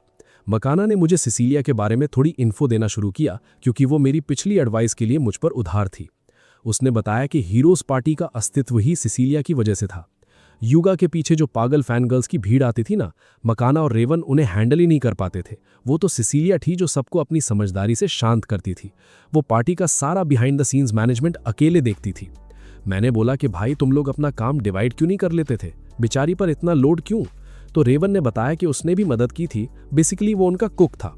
मकाना ने बताया कि सिसिलिया पर कितनी हैवी रिस्पॉन्सिबिलिटीज थी और मुझे शौक लगा कि युगा एज अ हीरो बेसिकली वहां कुछ करता नहीं था, पर फिर भी वो लोग खुश थे क्योंकि युगा जो प्रॉब्लम्स क्रिएट करता था उससे घूम फिर कर उन्हीं का फायदा हो जाता था। बस किस्मत समझ लो। मकाना मुझे सिसिलिया का ट्रू टाइटल बताने ही वाली थी कि अचानक उसने टॉपिक चेंज किया और मुझे आगे खींच कर ले गई जैसे कुछ छिपाना चाहती हो। फिर रेवन मुझे उस अनाथ आश्रम ले गया जहां सिसिलिया वॉलंटियर करती थी। वहां के बच्चों ने रेवन को होली कोल्ड ब्लड सोर्ड कहकर बुलाया, तो उसने बताया कि इन बच्चों के बीच उसका यही निकनेम है। तभी बच्चे पूछने लगे कि होली मदर कहाँ है, उन्हें उनके हाथ का बनाया हुआ डिजर्ट खाना है। तब मेरा दिमाग क्लिक किया कि ये होली मदर कोई और नहीं, मेरी सिसिलिया ही है। ये उसको वहां का दिया हुआ स्पेशल टाइटल था। वहां से निकलने के बाद रेवन ने मुझे बताया कि लोग उसे कोल्ड ब्लड इसलिए कहते हैं क्योंकि वो फाइट में एकदम चुप रहता है और इमोशंस शो नहीं करता। मैंने सोचा कि सिसिलिया सबकी इतनी हेल्प करती है, फिर उसको अपना ये होली मदर टाइटल सुनना पसंद क्यों नहीं है? रेवन ने ज्ञान देते हुए बोला, भाई तुझे अभी सब कुछ जानने का हक नहीं है, और उसने मुझे सिसिलिया के साथ एक नए क्वेस्ट पर जाने का आइडिया दिया। मैं तो सुनते ही नाचने लगा। मुझे लगा कि अगर मैं उसे उस मिशन में बचाऊंगा तो हीरो बन जाऊंगा और वो डेफिनेटली मुझसे इंप्रेस हो जाएगी। अगले दिन मैं फुल एक्साइटमेंट में सिसिलिया का वेट कर रहा था, पर सरप्राइज, वहां मकाना टपक पड़ी। पता चला रेवन ने उसको भी हमारे साथ मिशन पर भेज दिया। उसने मुझसे मेरा मास्टर प्लान पूछा। मैंने अपना चौड़ा सीना करके बताया कि एक मैंशन में जो अनडेड्स का हाइड आउट है, मैं उन सबको अकेले हराऊंगा ताकि सिसिलिया इंप्रेस हो जाए और मुझे एक ओपी बंदे की तरह देखे। भाई मकाना ने मुझे वहीं जमीन पर ला पटका। बोली, तू एक नंबर का गधा है। उसने याद दिलाया कि सिसिलिया एक प्रीस्टेस है, मतलब अनडेड्स को क्लियर करना उसी का मेन डिपार्टमेंट है। अपना हीरो बनने का सपना वहीं पानी में बह गया। उसने समझाया कि सोलो हीरो बनने के चक्कर में फ्लेक्स मत कर, हमें एक टीम की तरह काम करके उसका ट्रस्ट जीतना चाहिए, तभी बात बनेगी। बात तो उसकी सही थी, पर अपना प्लान एकदम फ्लॉप हो गया था। तभी सिसिलिया और हैप्पी वहां आ गए और हम सब उस मिशन को पूरा करने निकल पड़े। हम उस हॉन्टेड मैंशन के पास पहुंचे। मैं और हैप्पी बिना सोचे समझे सीधा अंदर रश करने वाले थे, बिल्कुल किसी नूब गेमर की तरह। पर मकाना ने हमें प्लान याद दिलाया ताकि हम कोई बेवकूफ़ी ना करें। अंदर घुसते ही सिसिलिया ने अपना मैजिक यूज किया और अनडेड मॉब्स के एक पूरे ग्रुप को एक झटके में क्लियर कर दिया। मैंने भी थोड़ी बहुत हेल्प करने के लिए अपने वाटर मैजिक से कुछ मॉब्स को पकड़ लिया और फिर सिसिलिया ने बिना कोई पसीना बहाए अपने होली सर्कल स्पेल से उन सब का गेम ओवर कर दिया। हम फाइनली बॉस रूम में पहुंचे जहां अनडेड किंग हमारा वेट कर रहा था, पर उसको स्कैन करने के बाद सिसिलिया बोली कि ये तो पहले वाले बॉसेस के कंपैरिजन में काफी वीक है। सच्ची कहूं तो मैं थोड़ा डिसअपॉइंट हो गया क्योंकि मैं एक हार्डकोर बॉस फाइट एक्सपेक्ट कर रहा था। मैंने सोचा थोड़ा ट्रोल ही कर लेते हैं। मैं उस अनडेड किंग की तरफ भागा और स्पीड में उसका क्राउन यानी मुकुट छीन लिया। मैंने उसको रोस्ट करते हुए बोला, भाई बिना इस मुकुट के तू बस एक नॉर्मल सस्ती हड्डी स्केलेटन है, तेरे में कुछ स्पेशल नहीं है। पर मेरी इस बात से बॉस हेविली ट्रिगर हो गया। वो पागलों की तरह अपना मुकुट वापस लेने भागा, जैसे उसके बिना उसकी सारी इज्जत चली जाएगी। हैप्पी और बाकियों को लगा कि मैंने थोड़ी ज्यादा ही बेइज्जती कर दी है और वो किंग मेरी इस बदतमीजी का बदला लेने के लिए फुल एग्रो मोड में आ गया। उसने अपनी पूरी स्ट्रेंथ लगाकर मुझ पर अपना अल्टीमेट अटैक किया, पर मैंने उसे मक्खन की तरह डॉज किया और एक किक मारकर उसकी तलवार दूर फेंक दी। वेपन जाते ही किंग ने तुरंत हार मान ली। सिसिलिया बड़ी हैरान थी कि आखिर ये एक सिंपल से मुकुट के पीछे इतना पागल क्यों है, जैसे वही उसकी लाइफ का सबसे इंपॉर्टेंट आइटम हो। किंग ने एक्सप्लेन किया कि ये क्राउन उसके लिए हमेशा से जरूरी रहा है, पर प्रॉब्लम ये है कि खुद उसको भी याद नहीं कि आखिर इससे इतना अटैचमेंट क्यों है। भाई मेमोरी लॉस हो गया पर अपना स्वैग नहीं भूला। सिसिलिया ने एक सेकंड सोचा और बोली, शायद इसलिए क्योंकि जब ये जिंदा था तो एक असली राजा था, तो उसने डिसाइड किया कि वो उसको आफ्टर लाइफ में उस क्राउन के साथ ही भेजेगी ताकि उसकी एक राजा वाली डिग्निटी बनी रहे। भाई जिस शांति और रिस्पेक्ट के साथ उसने सिचुएशन को हैंडल किया ना, मेरा दिल एक बार फिर उस पर आ गया। सिसिलिया ने किंग की आत्मा को शांति दे दी, पर इस हाई लेवल स्पेल में उसकी काफी मैना ड्रेन हो गई और वो पूरी तरह एग्जॉस्ट हो गई। मैंने मकाना और हैप्पी को एरिया स्काउट करने भेज दिया कि कोई और मॉब तो नहीं बचा। मैंने सिसिलिया को अपना कंधा ऑफर किया ताकि वो सहारा ले सके, पर उसके पास ठीक से चलने की भी एनर्जी नहीं थी। तो मैंने फाइनली डिसाइड किया और उसको सीधा अपने आगे बाहों में उठा लिया। Princess carry unlocked. वो इस सिचुएशन से एकदम शर्म से लाल हो गई थी, पर मैंने उसे तसल्ली दी कि टेंशन मत लो, वापस आते टाइम मैं स्टेल्थ मेंटेन करूंगा और कोई हमें ऐसे नहीं देखेगा।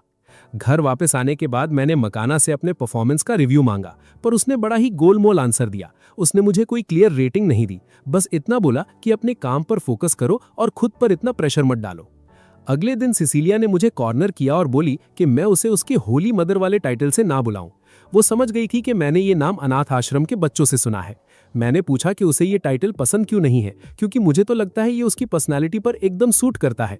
मैंने उसको मस्का लगाते हुए बोला कि कल सिसिलिया ने उस अनडेड किंग के साथ जो किया वो बिल्कुल वैसा ही था जैसा पुराने टाइम में डीमन किंग के कैसल में हुआ था, और मेरे लिए तो वो किसी एंजल या सेंट जैसी है। तब उसने मुझे इस टाइटल की रियल क्रिंज हिस्ट्री बताई। पता है ये होली मदर नाम कहां से आया? उसके पार्टी के सो कॉल्ड हीरो यूगा की वजह से। उसने सबके सामने भरी महफिल में सिसिलिया को मामा कहकर बुला दिया था, क्योंकि वो सरप्राइज था कि सिसिलिया अकेले ही सारा काम कैसे हैंडल कर लेती है। मतलब पार्टी लीडर बनने के चक्कर में वो सच में एक सिंगल मॉम बन चुकी थी। इधर जार ने मुझे बोला कि वो काम करके अपने पैरों पर खड़ा होना चाहता है, क्योंकि उसने देखा कि टिल उसकी वजह से थक रही है और वो उस पर बर्डन नहीं बनना चाहता था। Very good character development. मैंने वही अपना पुराना वाला मास्क पहना जो मैंने एनवी वाली फाइट में पहना था, और जार को एडवेंचरर रजिस्टर करवाने गिल्ड ले गया। वहां की रिसेप्शनिस्ट मेरा ये क्रीपी लुक देखकर थोड़ा डर गई, तो उसने तुरंत अपना वीआईपी बंदा क्रैमन वहां बुला लिया। क्रैमन ने फटाक से सारा पेपर वर्क किया और जार को उसका अपना गिल्ड कार्ड दे दिया। मैंने सोचा जार के लिए पहले एक फिजिकल वेपन ढूंढना पड़ेगा, क्योंकि अगर उसने अपना डार्क मैजिक यूज किया तो सबको उसकी असली आइडेंटिटी पता चल जाएगी। अगले दिन हम गिल्ड वापस गए तो क्रैमन ने बोला कि बिल्डिंग के पीछे एक लड़की मेरा वेट कर रही है। मैं वहां गया तो मेरे होश उड़ गए। वो सिसिलिया थी। मैंने अनजान बनने की एक्टिंग की, पर मैडम ने 1 सेकंड में मेरा पर्दा फाश कर दिया। पता चला सोफिया ने उसको पहले ही मेरे डिस्गाइज के बारे में सब स्निच कर दिया था। मैंने एक्सक्यूज दिया कि ये डिस्गाइज मैंने इसलिए पहना है ताकि जार पर किसी का ध्यान न जाए। उसने बोला वो भी हमारे साथ आएगी, क्योंकि उसे मुझे अकेला छोड़ने में डर लगता था कि मैं कोई कांड ना कर दूं। हमने एकदम नल्ला सा सी रैंक मिशन लिया, एक खोई हुई बिल्ली ढूंढना। क्लाइंट्स मेरे इस डार्क अजीब से लुक से डर रहे थे, तो सिसिलिया ने मुझे बैकग्राउंड में खड़ा कर दिया और खुद उनसे बात करने लगी। जार एकदम ध्यान से उसे देख रहा था ताकि वो लोगों से बात करने की निंजा टेक्निक सीख सके। सिसिलिया ने बिल्ली की पूरी डिटेल्स ले ली। मैंने बोला नॉर्मल लोग ऐसे में आस पड़ोस में पूछते हैं, पर मैं ठहरा ओपी बंदा। मैंने अचानक उस बिल्ली की सेंट ट्रैक की, सीधा छत पर जंप मारी और उस बिल्ली को पकड़ लिया। बिल्ली थोड़ी एग्रो हो रही थी, तो मैंने उस पर स्लीप मैजिक यूज किया और बिना किसी ड्रामे के उसे ओनर को वापस कर दिया। Speed run complete. मैंने सोचा अब नेक्स्ट क्वेस्ट पर भागते हैं, पर सिसिलिया ने मुझे डांट लगाई। बोली भाई अगर तू ही स्पीड रन करके सब क्लियर कर देगा तो जार क्या सीखेगा, उसे भी तो चांस दे। बात तो सही थी। फिर हम हर्ब्स कलेक्ट करने गए, जहां मैंने जार को आरपीजी का गोल्डन रूल सिखाया, उतना ही लूट करो जितनी जरूरत हो, दूसरे प्लेयर्स के लिए भी स्पॉन्स छोड़ दो। इसके बाद एक मिशन था जिन का सफाया करना। मैंने सोचा था मैं बस जार को सपोर्ट करूंगा, पर जैसे ही फाइट शुरू हुई मुझे डर लगने लगा कि किसी को डैमेज ना पड़ जाए, तो मैं पैनिक में आ गया और मैंने एक ही झटके में सारे मॉन्स्टर्स का सिस्टम उड़ा दिया। Task failed successfully. गिल्ड से रिवॉर्ड लेते टाइम जार ने बोला कि वो टिल के लिए मेहनत करता रहेगा, पर उसने हमसे हाथ जोड़कर रिक्वेस्ट की कि अब उसे सोलो क्वेस्ट करने दो ताकि वो सच में अपने दम पर कुछ सीख सके। उसने प्रॉमिस किया कि वो कोई प्रॉब्लम क्रिएट नहीं करेगा। उसके जाने के बाद मैंने हीरो बनने के चक्कर में सिसिलिया को बोला कि मैं अब एक हाई रैंक मिशन पर जा रहा हूँ। मुझे लगा वो रुकेगी, पर उसने उल्टा ज्वाइन करने को बोल दिया, जिससे मैं थोड़ा नर्वस हो गया। मैंने बहाने मारने शुरू कर दिए। अरे लॉन्ग डिस्टेंस ट्रैवल है, तुम्हारे पास ठीक से गियर भी नहीं है। पर अगले ही सेकंड मैडम ने अपनी इन्वेंट्री से फुल प्रोफेशनल ट्रैवल गियर निकालकर पहन लिया। मेरे मुंह पर ताला लग गया। रास्ते में सिसिलिया ने मुझे मिशन की ओरिजिनल डिफिकल्टी बताई। भाई ये कोई नॉर्मल क्वेस्ट नहीं था। रुइंस के आसपास कोई गांव, सेफ पॉइंट नहीं था। सबसे बड़ी दिक्कत ये थी कि हमें वहां इंस्पेक्शन करनी थी, वो भी बिना उस जगह को डैमेज किए। मतलब कि know heavy AOE spells, direct combat strictly avoid करनी थी और स्टेल्थ मैजिक का यूज करना था। ऊपर से उन रुइंस में घूमने वाले मॉन्स्टर्स एकदम हाई लेवल थे। बेसिकली ये क्वेस्ट अब एक hardcore zero damage stealth mission बन चुका था। तो डायरेक्ट कॉम्बैट तो बिल्कुल अवॉइड करनी थी। रात को हमने अपना कैंप लगाया। नॉर्मल डेज में मैं सिसिलिया के साथ ऐसे अकेले रात बिताने के ख्याल से ही नर्वस हो जाता, पर अभी मैं अपने उस एजी मास्क कैरेक्टर में था, तो मुझे किसी भी हाल में अपना स्वैग मेंटेन करना था। मैंने हमारे चारों तरफ एक ओपी प्रोटेक्टिव बैरियर बनाई और जो सब्जियां मैंने गैदर की थी वो सिसिलिया को दे दी।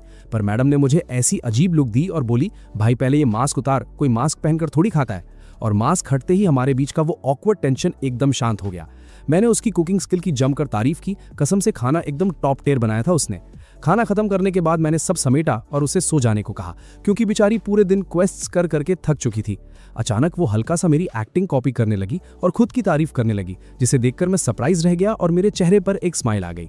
सोने से पहले सिसिलिया के दिमाग में पुरानी बातें चलने लगी।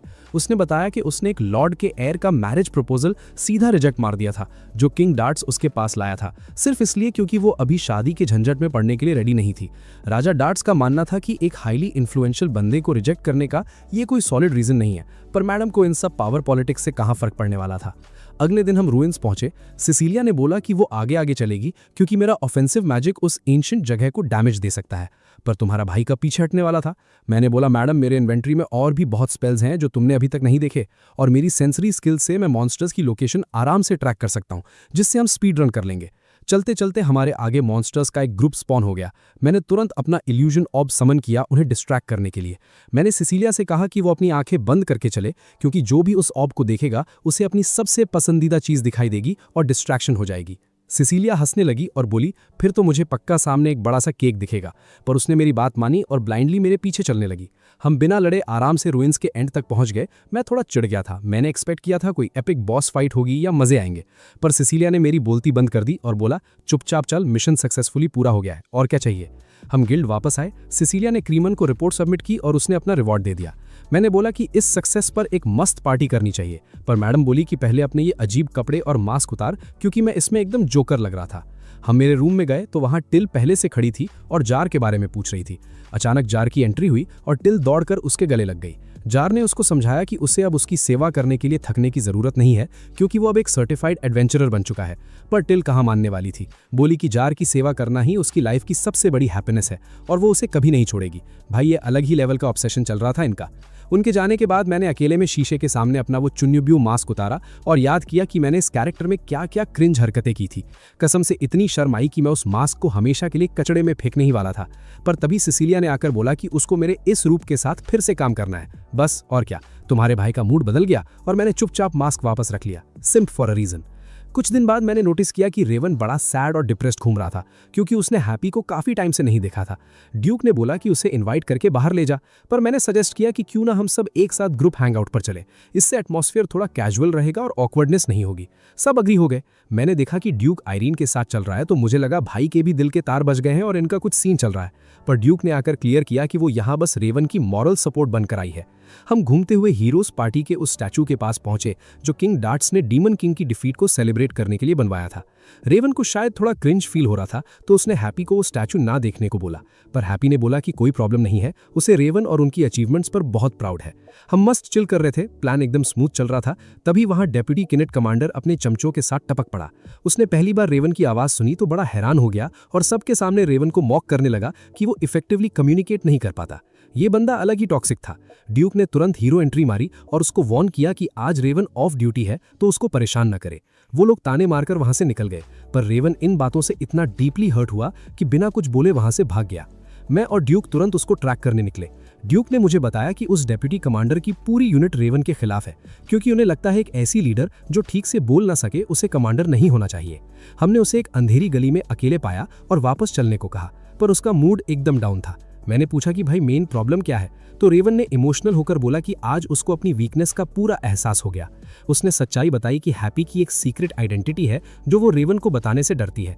रेवन को लगता था कि वो फिजिकली और मेंटली इतना वीक है कि उस सच्चाई को एक्सेप्ट ही नहीं कर पाएगा, और वो चाह रहा था कि काश उसके अंदर भी मेरे जैसी करेज होती। मैंने उसको रोस्ट करने के बजाय थोड़ा मोटिवेशनल ज्ञान दिया। भाई खुद को इतना अंडर एस्टिमेट मत कर, असली स्ट्रेंथ सिर्फ किसी मॉन्स्टर को हराने में नहीं बल्कि अपनी खुद की फीलिंग्स को ब्रेवली फेस करने में होती है। उसके बाद हम सब बाकियों के पास वापस गए और रेवन ने अचानक भागने के लिए सबसे माफी मांगी। हैप्पी ने बड़ी अंडरस्टैंडिंग दिखाते हुए बोला कि वो समझती है, कोई बात नहीं। हम सब ने मिलकर शॉपिंग करने का प्लान बनाया और रेवन ने हैप्पी को एक पक्का प्रॉमिस किया कि वो खुद को इतना स्ट्रांग बनाएगा कि एक दिन हैप्पी बिना किसी डर के अपना सबसे बड़ा सीक्रेट उसे बता सके। पर ट्विस्ट तो आना ही था। कुछ ही दिन बाद सिसिलिया ने सबको एक टेंशन वाली न्यूज़ दी कि हैप्पी गायब हो गई है। वो अपने पीछे एक नोट छोड़कर गई थी जिसमें लिखा था कि 1 महीने बाद वो हमें फॉरेस्ट में मिलेगी। 1 महीने बाद मैं और मेरी टीम फॉरेस्ट पहुंचे और वहां हमने हैप्पी को देखा। वो फाइनली डिसाइड कर चुकी थी कि अब वो रेवन को अपनी ट्रू आइडेंटिटी बताएगी। ड्यूक ने उसे सीरियस वार्निंग दी कि अगर रेवन ने उसका सच एक्सेप्ट नहीं किया तो हैप्पी सब कुछ खो देगी और ये हमारी टीम को एक बहुत डिफिकल्ट सिचुएशन में डाल देगा। पर हैप्पी ने प्रॉमिस किया कि उसकी वजह से हमारे ऊपर कोई आंच नहीं आएगी। हमें समझ गए कि ये मूव उसके लिए कितना इंपॉर्टेंट था, तो हमने उसको फुल सपोर्ट और मोटिवेशन दिया, जिसके लिए उसने हम सबका शुक्रिया अदा किया। स्टोरी यहाँ से सीधा शिफ्ट होती है रेवन पर, जहां वो एनोइंग डेप्यूटी कमांडर उससे आकर पूछता है कि उसकी लाइफ में क्या चल रहा है। रेवन का दिमाग घूम गया। उसने सोचा, भाई मैं तेरा सीनियर हूं, थोड़ी तो इज्जत दिखा। रेवन ने अपना अल्फा मेल मोड ऑन किया और सीधा उसके मुंह पे बोला कि वो किसी ऐसे बदतमीज नाइट को डेप्यूटी कमांडर की पोस्ट पर बिल्कुल टॉलरेट नहीं करेगा। भाई की आवाज और गुस्सा देखकर उस कमांडर और उसके चमचों की हवा टाइट हो गई और उन्होंने तुरंत झुककर माफी मांग ली। स्वैग हो तो ऐसा। 1 महीने बाद मैं सिसिलिया के महल में था और हम हैप्पी के बारे में बात कर रहे थे। जैसे ही मैं वहां से निकला, पीछे से एक्वा ने सिसिलिया को पकड़ लिया। उसने पूछा कि तूने यूकी को अपनी अरेंज मैरिज के बारे में बताया या नहीं। पता चला कि उसका सो कॉल्ड फ्यूचर हस्बैंड माइनरफा में टपक चुका था, पर सिसिलिया ने क्लियर किया कि वो उसे रिजेक्ट करने वाली है और उसने उस बंदे से सिर्फ राजा के प्रेशर में आकर मीटिंग फिक्स की थी। वो नहीं चाहती थी कि मुझे इस बारे में कुछ भी पता चले। एक्वा जैसी स्मार्ट बंदी तुरंत समझ गई कि सिसिलिया के दिल में मेरे लिए फीलिंग्स है, पर एज यूजुअल सुंदरे मैडम ने साफ डिनाई कर दिया। इधर मैं बाहर निकला तो मुझे रेवन दिखा। भाई ने फुल ड्रामेटिक एंट्री ली, हैप्पी का एक पंख जमीन पर फेंका और मुझे अपने पीछे आने का इशारा किया। हम जंगल में पहुंचे तो ये बंदा अचानक बोलता है कि उसे मेरा गेम ओवर करना पड़ेगा। मुझे लगा कि इस गधे ने हैप्पी को रिजेक्ट कर दिया है और अब मुझ पर फ्रस्ट्रेशन निकाल रहा है। मेरा भी पारा हाई हो गया और मैं फुल स्पीड में उस पर चार्ज कर बैठा। मैंने उसको धक्का दिया और अपना अर्थ मैजिक यूज करके उसे ट्रैप करने की कोशिश की, पर उसने इजीली मेरा स्पेल ब्रेक कर दिया। मैंने नोटिस किया कि पिछले कुछ टाइम में उसके स्टैट्स और बफ काफी इंक्रीज हो चुके थे। रेवन ने अपनी तलवार से मुझ पर अटैक किया, पर तुम्हारा भाई भी कम थोड़ी है। मैंने नंगे हाथों से उसका ब्लेड रोक लिया और तुरंत अपने ओपी डीमन फॉर्म में ट्रांसफॉर्म हो गया। मेरा ये रूप देखते ही रेवन को मेरी ट्रू आइडेंटिटी समझ आ गई। उसके होश उड़ते उससे पहले ही मैंने उसको स्टोन स्टेटस इफेक्ट दे दिया और अपने डार्क मैजिक से उसकी धुलाई शुरू कर दी। मैंने फुल विलन वाली वाइब में बोला कि भाई तेरा यहाँ कोई चांस नहीं है, पर रेवन हार मानने को तैयार नहीं था। बड़ा इमोशनल होकर बोलता है कि मैंने हैप्पी से प्रॉमिस किया है कि जब तूने उसको उसके पंख से पकड़कर उठाया था, उसका बदला हो तुझे पीट कर लेगी। ये सुनते ही मेरा दिमाग क्लिक किया। अच्छा, तो इस बेवकूफ़ी के पीछे हैप्पी का मास्टर प्लान था। मैंने रेवन को छोड़ दिया और चिल्लाया कि छुपने की जरूरत नहीं है, बाहर आ जा। वो एक पेड़ के पीछे छुपी हुई थी। मैंने उसकी अच्छे से क्लास लगाई कि फालतू में मेरे लिए क्यों कलेश खड़ा कर रही है, पर अंदर ही अंदर मैं सोच रहा था कि आखिर रेवन और इसके बीच की स्टोरी कैसे सॉर्ट आउट हुई। फ्लैशबैक टाइम दोस्तों, कुछ घंटे पहले का सीन चल रहा था। ड्यूक ने रेवन को एक अजीब से पेड़ के पास लाकर बोला कि हैप्पी से बात कर। रेवन ने पूछा कि उसे वहां क्यों बुलाया गया है। हैप्पी ने एकदम शर्माते हुए बताया कि ये जगह उसके लिए बहुत स्पेशल है और वो बहुत लकी फील करती है कि उसकी लाइफ में रेवन जैसा बंदा आया है। उसके बाद हैप्पी ने अपना असली ट्रू फॉर्म दिखाया, वही जिससे वो इतना डरती थी। बोली कि उसे डर था कि रेवन उसकी रियलिटी देखकर उसे एक्सेप्ट नहीं करेगा, पर अपना रेवन एकदम ग्रीन फ्लैग निकला। उसने सीधा हैप्पी को गले लगाया और बोला कि वो उसे कभी रिजेक्ट नहीं कर सकता क्योंकि वो उससे प्यार करता है। हैप्पी ने भी कन्फेस कर दिया। पर प्रेजेंट में वापस आते हैं। मुझे अंदर ही अंदर इतनी जलन हो रही थी। इन दोनों को इनका परफेक्ट रोमांटिक एंडिंग मिल गया और मैं यहाँ अभी भी सिंगल घूम रहा था। मैंने सोचा इनकी थोड़ी तो क्लास लेनी बनती है क्योंकि इन्होंने मुझे परेशान किया था। तो मैंने इन दोनों को मैजिक चेन से बांध दिया, उनके चारों तरफ एक ओपी बैरियर लगा दिया ताकि मॉन्स्टर्स उन्हें डैमेज ना करे और उन्हें वहीं जंगल में अकेले रोमांस करने के लिए छोड़कर निकल आया। मैं चिल करते हुए वापस सिसिलिया के महल पहुंचा। मैंने उसे बताया कि मैं थोड़े टाइम के लिए माइनरफा से बाहर जा रहा हूं क्योंकि मुझे यूगा की एक मिशन में हेल्प करनी है। मैं बात ही कर रहा था कि अचानक सिसिलिया वहां टपक पड़े। आते ही सिसिलिया से बोले कि इस यूकी को हमारे हवाले कर दो। सिसिलिया मुझे घूर कर देखने लगी जैसे मैंने ही कोई बड़ा कांड किया हो। मैंने फटाक से सफाई दी कि भाई पंगा इन्होंने पहले शुरू किया था और बिना टाइम वेस्ट किए मैं खिड़की से कूदकर भाग गया। वो दोनों मेरे पीछे पड़े थे पर मैंने देखा कि उनके चेहरे पर अलग ही खुशी थी, तो भागते भागते मैंने उन्हें उनके नए रिलेशनशिप के लिए कंग्रेचुलेट कर दिया। उन्हें भी रियलाइज हो गया कि मेरी वजह से ही वो दोनों इतने क्लोज आ पाए थे, तो उनका गुस्सा ठंडा हो गया। Scene cut. और मैं यूगा को उसकी पागल फैन गर्ल्स की भीड़ से घसीट कर निकाल रहा था। हम दोनों एक कैरेज में बैठकर वहां से फरार हुए। मैंने यूगा को सीधा बोल दिया कि भाई तेरे साथ ट्रैवल करना एक नाइटमेयर है, तू जहां जाता है कलेश लेकर आता है, आज के बाद मैं तेरे साथ किसी मिशन पे नहीं जाऊंगा। दूसरी तरफ सिसिलिया की मेड्स उसको तैयार कर रही थी कि तभी उन्हें पता चला कि उनके यहाँ कोई स्पेशल गेस्ट आया है। वो गेस्ट एक्चुअली मकाना थी, जो सिसिलिया से हीलिंग मैजिक के बारे में कुछ टिप्स लेने आई थी। मकाना ने नोटिस किया कि सिसिलिया ने आज अपने नॉर्मल कैजुअल कपड़े नहीं पहने थे, बल्कि एकदम हैवी चमकीली ड्रेस पहनी थी। सिसिलिया ने आहिस्ता से बताया कि उसकी एक अरेंज्ड मैरिज की मीटिंग है। मकाना का मुंह खुला का खुला रह गया, पर सिसिलिया ने सिचुएशन हैंडल करते हुए बताया कि टेंशन मत लो, वो इस बंदे को पक्का रिजेक्ट करने वाली है, चाहे कुछ भी हो जाए। मकाना ने उस लड़के की डिटेल्स मांगी तो सिसिलिया ने ड्रॉप किया एक बड़ा नाम, सोलेल ग्रेस हार्ट। ये बंदा ड्यूक्सी लुमिनारिया की हीरोज पार्टी का एक एलीट मेंबर था। 3 दिन बाद सिसिलिया और सोलेल की फेस टू फेस मीटिंग हुई। सोलेल काफी चिल और स्मार्ट बंदा निकला। उसने पहले ही बोल दिया कि उसे पता है सिसिलिया मैरिज में इंटरेस्टेड नहीं है क्योंकि वो ऑलरेडी लाइन से कई ऑफर्स रिजेक्ट कर चुकी है। उसने एकदम स्मूथ तरीके से बोला कि अब जब तुम्हारी पार्टी ने डीमन किंग का सफाया कर ही दिया है तो हम आराम से बैठकर टी एंजॉय कर सकते हैं। सिसिलिया हम्बल होते हुए बोला कि सच कहूं तो मैंने कुछ खास नहीं किया है, बस यूगा ने बिना वजह सारा क्रेडिट मेरे साथ शेयर कर दिया। सोलेल ने रियलिटी बताई कि यही तो यूगा की खासियत है, वो एक ट्रू हीरो है। उसने रियलिटी बताई कि हर हीरो यूगा जैसा हम्बल नहीं होता, कुछ लोग सिर्फ अपनी ब्रूट स्ट्रेंथ की वजह से हीरो बना दिए जाते हैं। उसने बताया कि बेसिकली हर नेशन ने अपनी एक पर्सनल हीरोज पार्टी बनाई हुई है ताकि वो दूसरे देश पर अपना दबाव बना सके, बेसिकली एक पॉलिटिकल अलायंस। पर सिसिलिया ने क्लियरली बोल दिया कि वो इन सब कमिटमेंट्स के लिए रेडी नहीं है। सोलेल सच में बड़ा अंडरस्टैंडिंग बंदा निकला। उसने एक बार में बात समझ ली और टॉपिक ड्रॉप कर दिया। उसने बताया कि वो माइनरफा में इसलिए रह रहा है ताकि वो इस देश के कल्चर को समझ सके। उसका मानना था कि अगर सभी नेशंस एक दूसरे को ठीक से समझने लगे तो वॉर्स को काफी हद तक रोका जा सकता है। सोलेल ने सिसिलिया से रिक्वेस्ट की कि वो उसे अपने देश के बारे में थोड़ा सिखाए। सिसिलिया की उसकी नीयत साफ लगी तो वो मान गई। इधर हमारा सीन चेंज होता है। मैं और यूगा उस माइनिंग साइट पर पहुंचे थे। वहां के वर्कर्स अजीब ही नशे में थे। बोले साहब खदान में मॉन्स्टर्स तो हैं, पर वो इतने क्यूट हैं कि हम उनका गेम ओवर नहीं कर सकते। यूगा ने तुरंत हीरोइक टोन में वादा कर दिया कि वो बिना उनको हर्ट किए वहां से उन्हें निकाल देगा। पर रियलिटी ये थी कि यूगा भाई के पास जीरो प्लान था। मैं अपना सिर पीट रहा था कि ये कैसा हीरो है जो बिना किसी स्ट्रैट के मिशन एक्सेप्ट कर लेता है। जब हम थोड़ा ब्रेक ले रहे थे तो यूगा ने अचानक मुझसे सिसिलिया की अरेंज्ड मैरिज के बारे में एडवाइस मांगी। मेरा तो वहीं फ्यूज उड़ गया। कौन सी मैरिज? यूगा ने बताया कि उसने खुद सिसिलिया को मना किया था, पर सिसिलिया को राजा के ऑर्डर्स फॉलो करने थे। फिर यूगा ने सोलेल के स्टैट्स लीक कर दिए। बोला सोलेल रेवन जैसा ही एक एलीट स्वॉर्ड मास्टर है। भाई मेरे अंदर की जेलसी का लेवल 100 पर जा चुका था। यूगा मेरी शक्ल देखकर समझ गया कि मैं ट्रिगर हो चुका हूं, तो बोला भाई तू अकेले ही मिशन पूरा कर ले, मैं चला। मैं वहां पागलों की तरह सोच रहा था कि सिसिलिया ने आखिर मुझसे इतनी बड़ी बात क्यों छुपाई। मेरा दिमाग इतना खराब हुआ कि मैंने अपना गुस्सा कंट्रोल नहीं कर पाया। मैंने तुरंत अपना ओपी डीमन फॉर्म समन किया और फुल स्पीड में आसमान में उड़ गया। उधर माइन पर मकाना की एंट्री हुई, जिसे देखकर यूगा की जान में जान आई क्योंकि उसको खुद पे वैसे भी जीरो भरोसा था कि वो अकेले इस सिचुएशन को हैंडल कर पाएगा। मकाना ने आते ही पूछा कि मैं कहाँ हूँ, तो यूगा ने बताया कि अरेंज्ड मैरिज का सुनते ही तुम्हारा भाई उड़ चुका है। मकाना भी कंफ्यूज थी कि अब मैं कौन सा नया कांड करने वाला हूँ। इधर सिसिलिया सुले को अनाथाश्रम यानी ऑर्फनेज दिखा रही थी। सुले ने बच्चों को मस्त बिस्किट्स बांटे, जिससे बच्चे तुरंत उसके फैन बन गए। एक छोटी बच्ची ने जिद की कि वो उसको अपनी गोद में उठाए। अब सुले ठहरा एकदम स्टिफ और फॉर्मल बंदा, उसे बच्चों को उठाना ही नहीं आता था। सिसिलिया ने उसको गाइड किया और जैसे तैसे उसने बच्ची को उठा लिया। फिर तो क्या था, सारे बच्चों ने उसको अम्यूजमेंट पार्क का झूला समझ लिया और अपनी बारी का वेट करने लगे।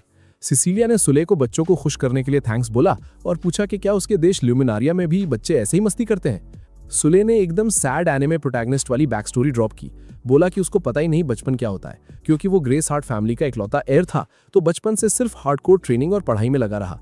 उसने आज तक नॉर्मल लोगों से ढंग से बात तक नहीं की थी, पर हीरोज पार्टी में आने के बाद उसे समझ आया कि असली दुनिया क्या है और अब वो सबको प्रोटेक्ट करना चाहता है। तब सिसिलिया ने इनडायरेक्टली मेरे बारे में हिंट देते हुए बोला कि वो एक ऐसे बेहद स्ट्रांग बंदे को जानती है जो जरूरतमंद की हमेशा मदद करता है और वो उसी के साथ रहना चाहती है। एकदम स्मूथ इनडायरेक्ट कन्फेशन था मैडम का। सिसिलिया ने सुले को उसके होटल छोड़ दिया। सुले ने सिटी दिखाने के लिए थैंक्स बोला और कहा कि वो इस देश के बारे में और जानना चाहता है। उस रात सिसिलिया काफी सैड थी, क्योंकि वो ओपनली सुले को रिजेक्ट नहीं कर पाई थी।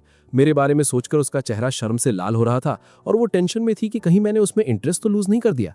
उधर मैं हवा में माइनरफा की तरफ उड़ रहा था कि अचानक मुझ पर किसी ने एक हैवी मैजिक बीम फायर कर दी। मैं सीधा जमीन पर आकर गिरा।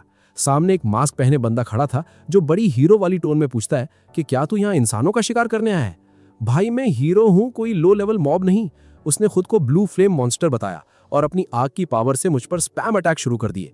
मैंने हवा में उड़कर उसको इग्नोर मारने का ट्राई किया कि भाई मेरे पास इन सब के लिए टाइम नहीं है, पर नाइट्स ने मुझे उस डीमन फॉर्म में देख लिया था और उनकी हवा टाइट हो गई।